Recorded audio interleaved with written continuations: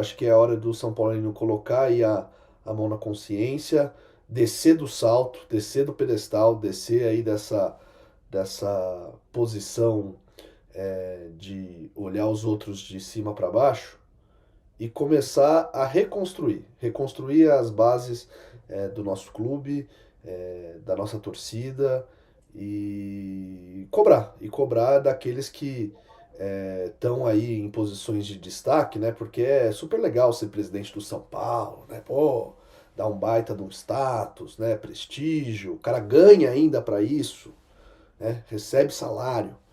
Então, essas pessoas têm todas que serem cobradas, né? Alexander Vieira, por que a vitória de um rival machucou tanto? Por que essa vitória do Palmeiras, que não é um título, a vitória do Corinthians na Libertadores e depois no Mundial foi um golpe, né? Porque o Corinthians não tinha passaporte, né? Era grande, essas coisas sustentam os debates, né? E agora essa é uma vitória do Palmeiras nesse período aqui, um período onde o São Paulo passou muito tempo desde aquela vitória do Corinthians. O São Paulo mudou muito. O São Paulo é mais fraco do que era quando o Corinthians foi campeão da Libertadores e campeão mundial. Mas agora vem o Palmeiras e ganha uma semifinal desse jeito, vai para a final. E por que machuca tanto o torcedor São Paulo? Boa noite, amigos. A vitória do Palmeiras machuca o torcedor de São Paulo porque a última coisa com que ele se orgulha, que é o seu passado, está ficando para trás. Porque até a música, né, que todo mundo conhece das arquibancadas, sou hexa-brasileiro. Tem gente que já passou de 10, Flamengo já passou, Corinthians já Com passou. fax, mas tudo bem. Até o Santos também já passou. A gente tem os asteriscos e tudo.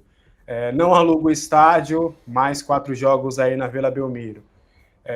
Se você falar Tri-Libertadores, vai ter gente já com 4 a partir do dia 29 de novembro. Então, essa vitória ela machucou para o São Paulino, porque ele está vendo que a administração, dinheiro não tem. A administração que era para corrigir essa situação e futuramente ser sustentável, não vê uma expectativa disso acontecer.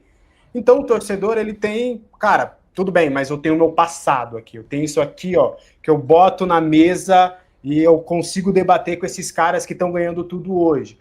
Talvez daqui a pouco não vai conseguir. O máximo que o único argumento talvez serão os 3 mundiais, porque hoje talvez ficará impossível aí no futuro não muito distante de alguém igualar. Então acho que foi um ar de desespero, Maurício, porque eu acho, tá, que o torcedor de São Paulo ele já entendeu desde 2024. Eu acho que o torcedor de São Paulo ele topa um ano, 2, 3, 5 anos com austeridade financeira, ele topa vender jogadores, ele ama tanto o clube, o São Paulo ele ama tanto essa instituição, que ele topa. Não vai acontecer como em outros casos, que presidentes, que diretores, que técnicos foram pressionados. Não. Esse ano, a torcida topou esse projeto de austeridade financeira. O problema é que foi feito de uma maneira totalmente estapafúrdia, liquidando a sua base, sem transparência, com diversas decisões equivocadas, que no fim do ano, tudo bem, vai dar o superávit lá, é bem provável que dê, só que de uma maneira totalmente dolorida para o seu torcedor, porque a maior safra de Cotia foi embora, contratações questionáveis. Então eu acho que se o São Paulo tivesse o ano que está tendo hoje, em termos de resultados esportivos, só que ainda com o William Gomes ali, teria vendido um ou outro a um preço menor do que o mercado, mas um preço até não tão barato como foram esses jogadores. Se você tivesse feito a linha correta, seguido ali o futebol, era um valor, você conseguiu ir por esse valor. Se ele tivesse visto a gestão, a mão da gestão de fato, falando, poxa, beleza, os caras estão lá, daqui a pouco é a gente, daqui a pouco a gente volta. Daqui a 5 anos a gente vai engolir seco, daqui a pouco a gente volta. Só que o problema é que a gente não está vendo essa gestão. A gente não está vendo esse trabalho de fato acontecendo de uma maneira transparente, concreta e respeitando inclusive as origens do clube e os principais ativos. Então acho que essa vitória do Palmeiras e a ida do Flamengo também para a final, ela é desesperadora porque o São Paulino está vendo que daqui a pouco ele não vai ter mais o que se apegar. Daqui a pouco vai ser 3 mundiais, os caras vai estar falando lá, mas eu ganhei de você de goleada, eu eliminei você, eu tô sendo campeão de sei o quê, todo ano eu tô comemorando o título, aí você vai estar lá na mesa de vai falar, tá, 3 mundiais. E não vai ter mais o que falar.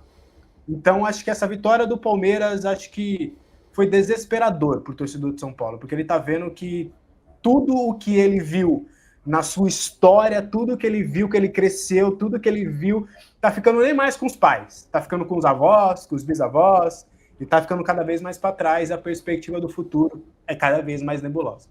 Eu vou dizer uma coisa, do ponto de vista do patrimônio, da representatividade do que é o São Paulo, não há nenhum motivo para a gente deixar de acreditar que isso seja uma fase e que o clube possa se recuperar. Porque o clube tem patrimônio, o clube tem uma base de torcida que é do tamanho como é a do Palmeiras, né? Tem uma dívida que, se você compara com a receita arrecadada, com uma boa gestão é administrável, e tem o que é mais importante, a altura do Palmeiras é a sua estrutura de base, de formação de talentos, formação de produtos, né, de joias. Cotia continua sendo um brinco, o São Paulo continua revelando. Só que o Palmeiras consegue manter o Alan. Né? Vai conseguir manter mais um tempo e vai vender esse moleque por uma baita grana. O Alan é melhor do que o Ferreirão, por exemplo, né? O Alan está jogando um time azeitado, mas o Ferreirão é um jogador que é tão bom quanto o Alan. Né? E nós temos outros aí que acabaram saindo, só que o São Paulo não pôde aproveitá-los. Então, em termos de formação, o patamar é o mesmo. Em termos de base de clientes, que é a quantidade de torcedores que tem, também é o mesmo. Só que o São Paulo tem um momento de uma dívida desgraçada. Quando o Palmeiras foi rebaixado para a segunda divisão, isso aconteceu 2 vezes, foram que em 2002, né? Foi 2003? Quando que foi isso? Acho que 2003, se não me engano. O São Paulo viveria, o Palmeirense estava no buraco e o São Paulo viveria ali um período mais vitorioso de sua história, com uma Libertadores, um Mundial e 3 brasileiros seguidos, coisa que ninguém conseguiu atingir até hoje nos pontos corridos, né? Quando o São Paulo, quando o Corinthians já foi rebaixado também, eu sou ruim de data, tal, mas o desespero, eu me lembro do desespero de corintianos na redação da Placar quando o Corinthians foi rebaixado e o São Paulo conquistando o Hexa e tal, era aquele desespero de terra arrasada, a sensação que... E assim, uma sensação pior, porque o time é rebaixado, né? Então você tocar o fundo do poço de uma maneira como o São Paulino ainda não sentiu. Então, não há por que não acreditar que isso que isso também pode ser revertido, porque a história dos clubes também ela é repleta de ciclos, né? Mas nós tivemos, no caso do Palmeiras e no caso do Flamengo também, o Flamengo ficou alijado de disputar campeonatos a sério, né, Campeonatos Brasileiros, por muito tempo. Aquele campeonato de 2009 foi aquela exceção, e ainda deram uma garfada no tricolor ali, suspendendo o Borges e o Dagoberto, né? Mas eles tiveram viradas de gestão. O Palmeiras teve também um benemérito, né? Um mecenas. Não é que o que aconteceu com o Palmeiras foi alguém que emprestou recursos e muito dinheiro, não é? Não estamos falando aqui de fazer uma vaquinha. O cara é um dos acionistas, enfim, uma das pessoas mais ricas do Brasil, né? O Paulo Nobre. O cara emprestou dinheiro para o clube a juros de pai, ou seja, praticamente sem juros de mercado, e aí conseguiu com que o clube sanasse finalmente suas dívidas, né? Então, se a gente tivesse essa figura aqui, tudo seria mais fácil, né? O Flamengo... Então, mas houve a boa administração em cima de um acontecimento incrível. Claro, evidente. A partir dali tem uma boa gestão. O São Paulo não demonstrou que tem uma boa gestão. Não. Né?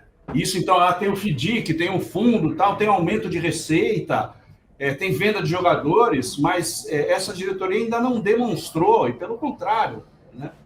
Deu motivos para desconfiar de que o São Paulo possa perder uma oportunidade de um plano de readequação financeira. Mas o que eu quero dizer aqui, como uma mensagem minimamente de esperança, é que os dois principais clubes do Brasil hoje já enfrentaram momentos terríveis também, sendo que o Palmeiras enfrentou 2 rebaixamentos. E o São Paulo, em termos de sua existência, dos seus ativos, ele não deve a nenhum clube brasileiro.